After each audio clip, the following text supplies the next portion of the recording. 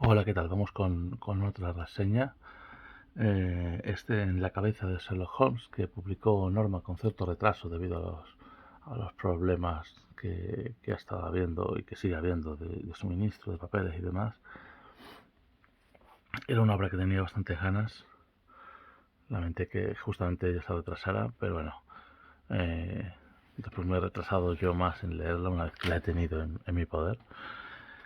Mm, bueno, la obra de Cyril Lieron y Benoit Daham, basada en el personaje de Arthur Conan Doyle, basada en el tratamiento habitual del personaje. Es una obra básicamente visual y arranca desde la propia presentación del tomo, con una portada troquelada en la que a través de la cabeza se ve el interior de su cerebro, en el cual Holmes organiza las historias de crímenes. En la portada aparecen otros elementos de la historia, como es Watson, obviamente Londres, y un personaje, un chino en penumbra, que son elementos de este caso de la entrada misteriosa. El cómic entero trata un único caso. No sé si un ruido extraño, es uno de mis gatos que está resfriado y que a ver si pasa bien el día. Eh, Como digo, todo el cómic es un único caso, este caso de la entrada misteriosa, que se ofrece en dos partes, el equivalente más o menos a dos álbumes europeos, de unas pues, 40 y tantas páginas cada uno. Em, es una historia muy clásica de Holmes. Se plantea la historia, un personaje que va corriendo por las calles de Londres, y luego la acción pasa inmediatamente al 221B de Baker Street, donde Holmes pues está divagando con un texto muy típico de sus historias. Está inyectándose cocaína, también pues muy justificado dentro de sus historias. Y algo que es una simple visita médica para el doctor Watson, que es ese hombre que corría por las calles, que resulta ser un médico, llama la atención su situación, llama la atención de Holmes, y decide comenzar a investigar el caso. Como digo, se hace una representación visual, porque aquí se dividen las páginas entre lo que ocurre dentro de la cabeza de Holmes con lo que ocurre en el exterior. Usan mucho el lenguaje visual. Aquí Watson está leyendo las noticias en el periódico y la propia página representa el periódico, aunque a veces la parte visual es un adorno, porque aunque está leyendo el periódico, las viñetas que representarían el periódico no son las historias del periódico, que tendría más sentido que cada una de ellas contara una de las noticias que está leyendo, sino que cuentan la historia de lo que ocurre en la habitación, de forma que lo que está en el periódico se sale de lo que ocurre en el periódico. Entonces hay veces en que el recurso estilístico es únicamente a nivel formal, pero no a nivel de contenido. Eso quizá hace que baje algún punto. Luego, como decía, la búsqueda de pistas siempre aparece como estas fichas doradas unidas en un hilo rojo, que es el hilo de su pensamiento. Eso es por toda la obra, aparece este hilo rojo que va uniendo el pensamiento. Pero la obra se basa en cómo Holmes busca pistas, cómo las va hilando, valga la redundancia, cómo las organiza dentro de su cabeza, con páginas aquí en las que se ve su cabeza, el archivo de pruebas, cómo trabaja con ellas. Luego se va desplazando de una localización a otra, donde en cada localización analiza pruebas y demás. Funciona igual que cualquier novela de Holmes, o incluso algún juego que reproduzca esto. Me recuerda mucho al juego Detective Asesor, que hay 3 o 4 cajas. Cada caja incluye 10 historias y cada historia funciona así. Tú viajas a la localización que quieras y allí tienes un texto que a veces servirá y a veces no. Obviamente, cuanto mejor detective seas, menos viajes harás y más pistas encontrarás. Aquí pasa igual, él obviamente hace las visitas justas, en el orden justo, porque obviamente es una novela con él, eh, y va encontrando las pistas que va añadiendo a ese hilo, y cada vez se van recogiendo más en su cabeza.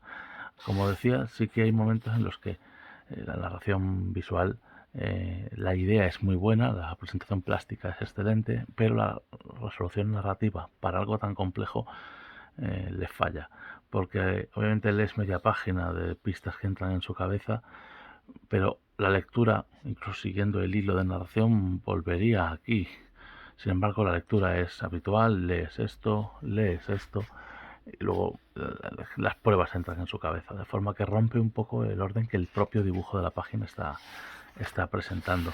Hay otro momento, no sé si lo hemos pasado, sí, aquí mismo, en el que el personaje va, digamos, ordenando las pruebas que ha recogido hasta el momento, y al bajar a la planta inferior, el hilo normal de lectura debería seguir por aquí, incluso el hilo de pistas en este orden. Sin embargo, al llegar aquí, esto sigue con el orden habitual de lectura, rompiendo lo que el propio dibujo te está marcando. Así que hay unos cuantos momentos en los que el dibujo tan complicado que ha creado rompe las propias normas del propio dibujo. No es muy habitual, pasa un par de veces al principio. Quizá cuando avanzas más ya te das cuenta de que la narrativa va a ser siempre la habitual, de izquierda a derecha, arriba a abajo. Sí que recuerdo que hay una página más adelante en la que sí que se lee una primera viñeta superior de lado a lado, pero allí es un bocadillo de texto el que te lleva de una punta a la otra.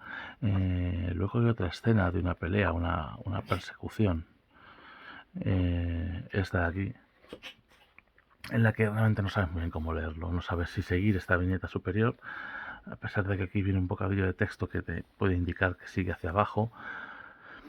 Este explica esta secuencia y luego continúa la persecución. A pesar de eso es un tanto lioso, pero bueno, como digo, cuando lo lees y lees después esto, ves que esto va aquí incluido y no es mayor problema. Lo cual no quita espectacularidad a las páginas, mucha originalidad a la presentación de las mismas.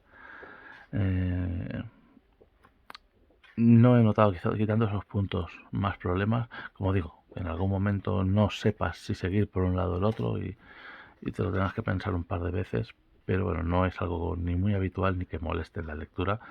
Sin embargo, la representación visual que hace de ciertos elementos, como aquí cuando está maquinando su pensamiento, y todo el pensamiento pues parece una rueda dentada de un mecanismo con vapor y demás. Esta digamos que es la parte anterior, una página en la que hace música. Hay veces en las que te indican hacer juegos con las páginas, juegos muy de libro ilustrado. Aquí te indica que dobles la página para comprobar las pistas, y simplemente es que las que están más resaltadas en la parte superior son más importantes y las demás son de menos importancia. Se ve sin doblarlo, es la más decepcionante. El resto son simplemente páginas en las que te invita a mirar al trasluz una página, porque algún personaje o algún elemento se va a transparentar. No tienen muchísima relevancia, la verdad es que simplemente a veces ver una silueta o adivinar algo. Tiene más sentido el propio contenido, es decir, la propia idea. Solamente aquí habla de que viendo al trasluz de la página intentaré ver si se puede comprobar. Pues se ve se ve perfectamente la silueta que él adivina que viene por ahí. Son simples juegos que, bueno, pues no molestan, obviamente. La resolución del caso, bueno, pues como en todas las historias de Holmes, es un poco sorprendente. La unión de algunas pistas al final le aporta información, no que nos haya mostrado, pero no que no se ha analizado como debería. Como digo, son fallos que puede tener la obra, pero que puede tener igualmente un relato de Sherlock Holmes. Al final es una historia muy interesante, aunque un poco quizá fantástica, una resolución que se puede alejar un poco de la cotidianidad, como puede ocurrir en El perro de los Baskerville, en el cual hay un elemento que parece de fantasía, como es un perro demoníaco. Aquí también hay un elemento que puede parecer mágico, pero que él se dedica a demostrar que simplemente es ciencia y crimen. De modo que, bueno, como digo, puede parecer algo muy extraordinario, pero es algo que suele aparecer en sus relatos. Aquí envuelve todo a un circo en el que hay unas desapariciones, unos secuestros, algún elemento de magia. Es una historia, como digo, muy divertida, muy variopinta. Tiene la típica, digo típica porque es algo que ya se ha leído en muchas ocasiones, la típica resolución final que afecta a grandes puntos de la corona, y por lo tanto se decide ocultar esta historia de las habituales. Así se justifica que sea una historia inédita hasta el momento, pero que sí que pueda ser de las que se hubieran incluido en los diarios de Watson.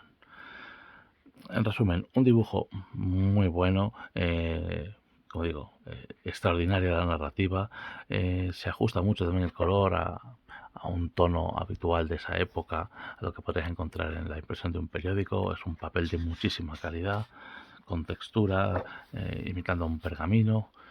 Es un relato que, si te gusta el estilo detectivesco, es muy ameno, muy divertido. Como digo, que quitando un par de elementos puntuales, se lee de una forma muy fluida y muy original. Es decir, no te aparta de una lectura más convencional de cómic, de un estilo más continuista. Aquí no tenemos para nada una narración de X viñetas por páginas. Y en definitiva, pues una buena historia, muy entretenida de Sherlock Holmes, una forma muy original de leerlo y de representarlo, destinada sobre todo a fans del personaje, que conozcan al personaje y que hayan leído al personaje, porque si no, obviamente, no se va a apreciar que esa original estructura es la de una historia del mismo. Quien no conozca para nada el personaje, pues quizá el interés venga por la parte visual, por una forma muy visual de acercarte por primera vez al personaje, sabiendo obviamente que si te interesa el tema, luego la representación será mucho más literaria y estándar, a no ser que optes por alternativas visuales como películas, series y demás, que las hay también y de gran calidad. Pero como digo, la obra como tal es muy buena, más que correcta, tanto en la parte de guión como en la parte visual. Así que es un acierto.